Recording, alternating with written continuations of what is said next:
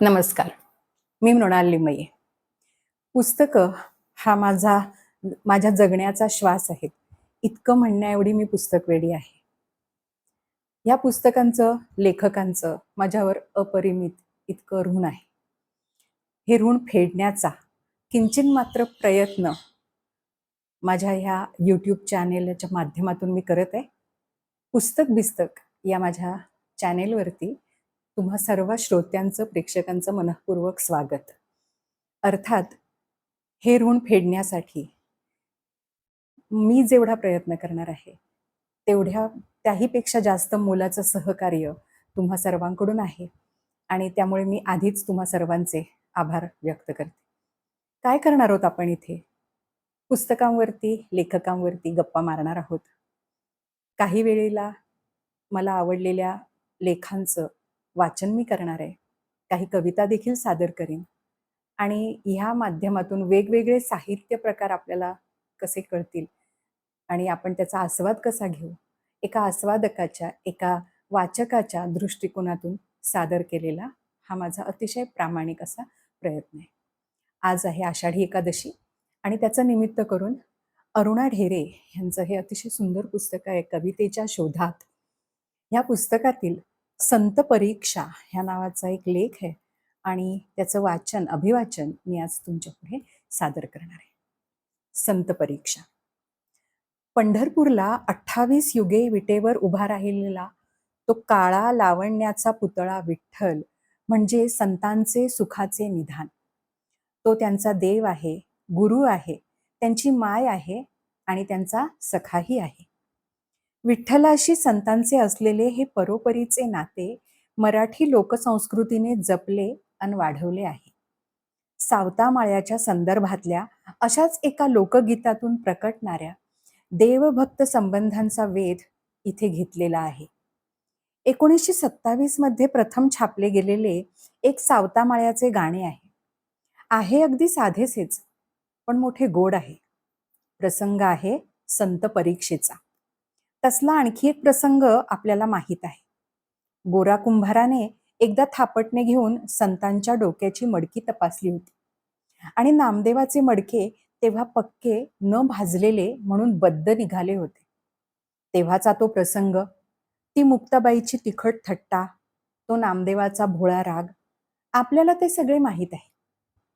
इथेही गाण्यातल्या परीक्षेला सावतामाळी 100% उतरला असला तरी कच्चा ठरला आहे तो पुन्हा नामदेवच. ती मडक्याच्या पक्केपणाची परीक्षा संतांनी आपसात घेतलेली परीक्षा होती. इथे मात्र खुद्द विठ्ठलाने आपल्या लाडक्या भक्ताची परीक्षा घ्यायचे ठरविले आहे. प्रत्येक भक्ताची आपल्यावर भक्ती आहे तरी किती हे पाहण्यासाठी स्वतः परमेश्वरच निघाला आहे. चक्क पायी पायी निघाला आहे. श्री क्षेत्र पंढरपूर रुक्तिमणीवर निघाले संत परीक्षेला, संगे ज्ञानोबा नामदेवाला.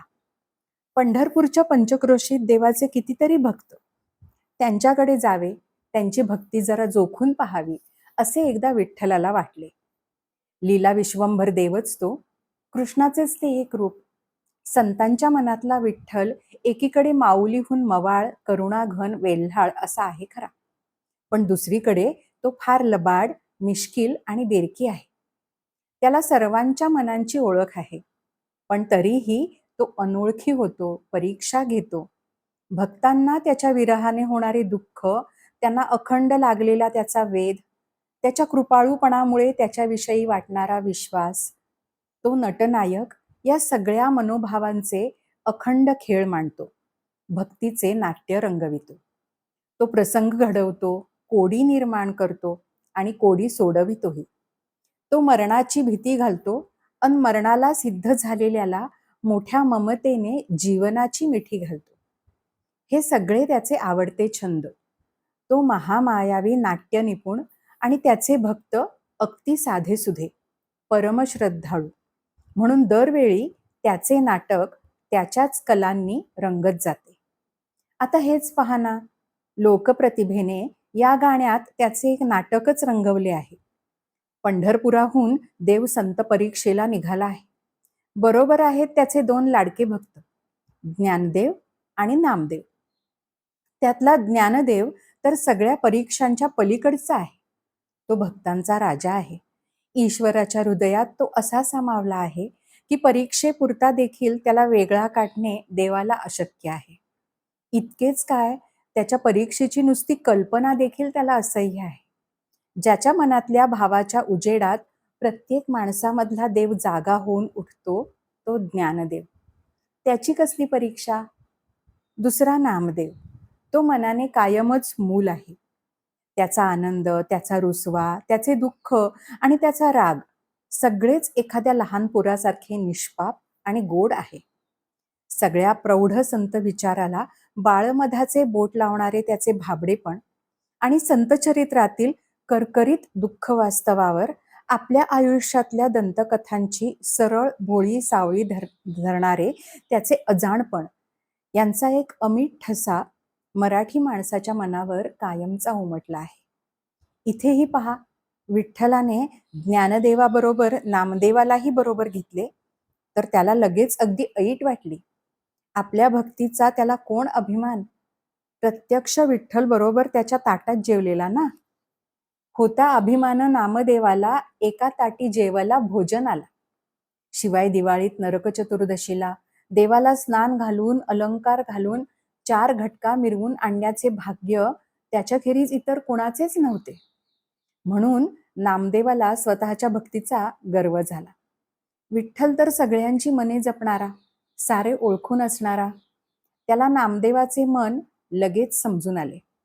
तो रागावला नाही, पण मनात हसला असणार. आता एखादे नाटक तो रचणार हे आपण लगेच समजावे. आणि त्याने या गाण्यात तसेच नाटक रचले. झाले काय की विठ्ठल संत परीक्षेसाठी ज्ञानदेव नामदेवाला घेऊन निघाला. तो प्रथम कूर्मदासाकडे निघाला. आपल्या लुळ्या पांगळ्या भक्ताला आधी भेटावे म्हणून तो लौळ गावी निघाला. तो होता आषाढी एकादशीचा दिवस, म्हणजे उपवास असणार. त्यातून पायी चालण्याची सवय नाही, त्यामुळे वाटेतच स्वारी दमली, अगदी गळाटली आणि एका धर्मशाळेत कशीबशी पोचली. मग त्याने गरुडाला कुर्मदासाकडे पाठवले. म्हणाला, जा त्यालाच घेऊन ये इकडे.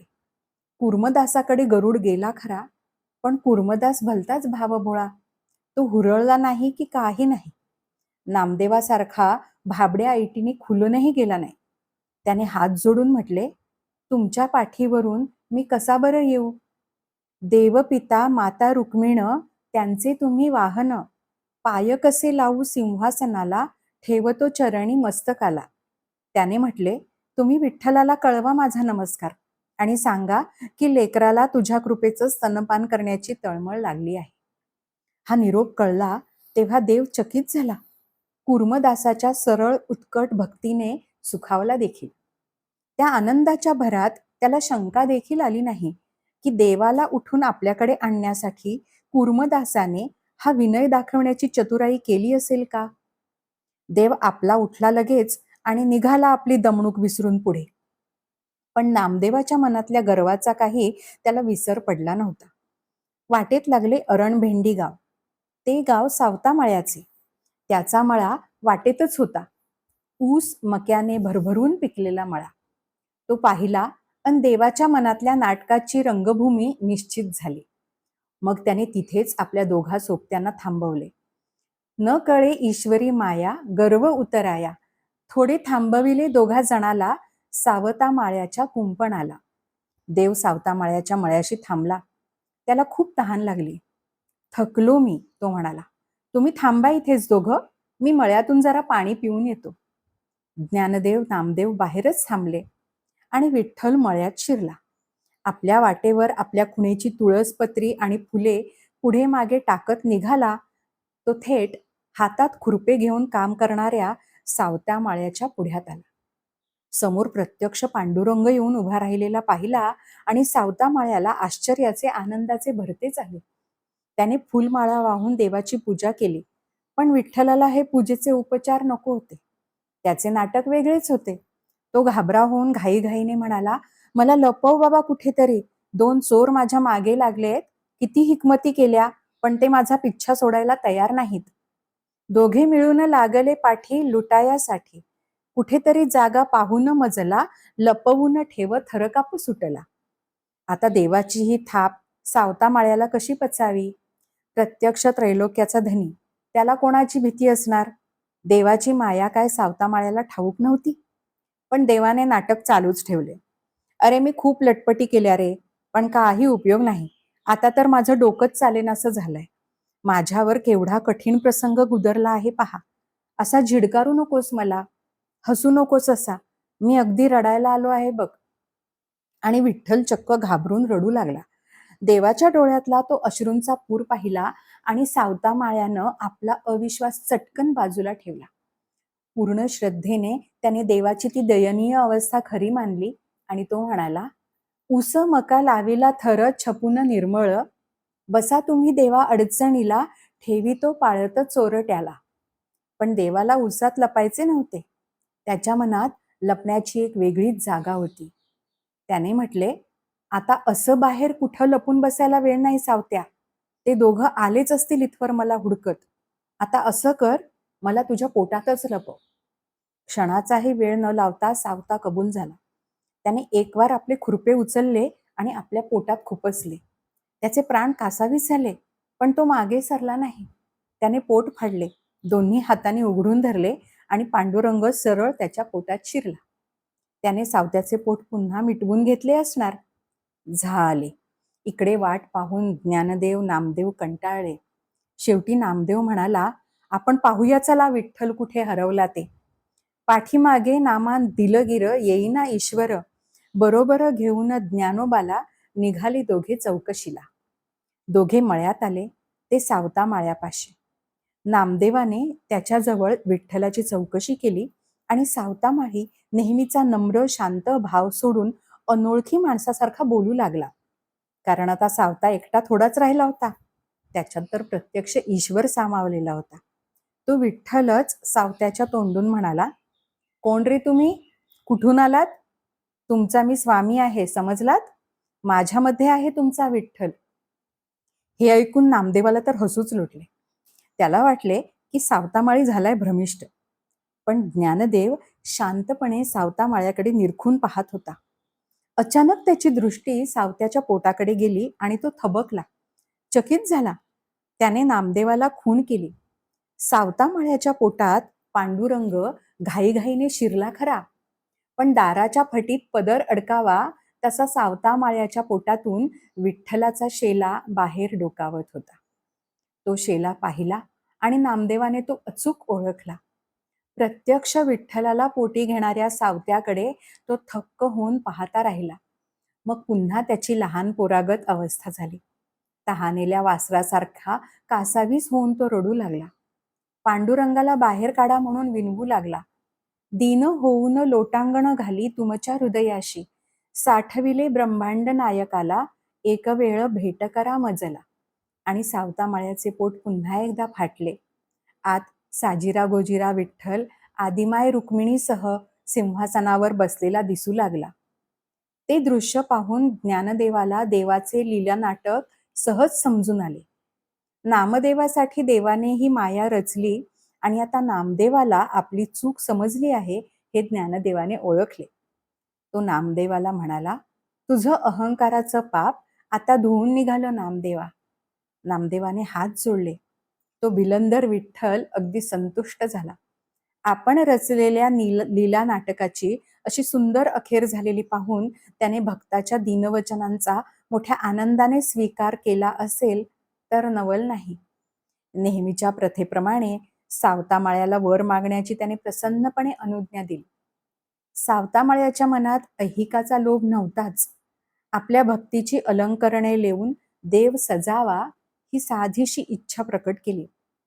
गावोगावी सिंहासन तुमचे, हारतुरे आमचे, वाहिन रुक्माई विठोबाला, मागणे हे देवा तुम्हाला. देवा, आम्ही माळी, आमची फुलं स्वीकारा. आणि विठ्ठल गहिवरला असणार.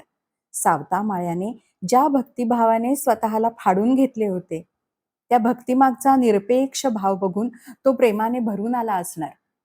त्याने सावता माळ्याला पुत्रजन्माचा आशीर्वाद दिला. विठ्ठलाचे नाटक इथे पुरे संपले. मग त्याने जाऊन कूर्मदासाची भेट घेतली, त्याला पोटाशी धरले, त्याचे कौतुकही केले. नामदेवाने हे सगळे पाहिले असेल आणि त्याचे वेडे भोळे मन कूर्मदासाची भक्तिभावना पाहतानाही उचंबळून आले असेल. विठ्ठलाचा मिश्किलपणा आता गाढ प्रेमात विरघळून गेला असणार. शेवटी नामदेवावर त्याचे जीवापाड प्रेमच तर आहे. त्या एका प्रेमाची कल्पना आपण मनाने करू शकतो. निदान प्रतिभेच्या मोकळ्या अंगणात तर करूच शकतो सहजपणे.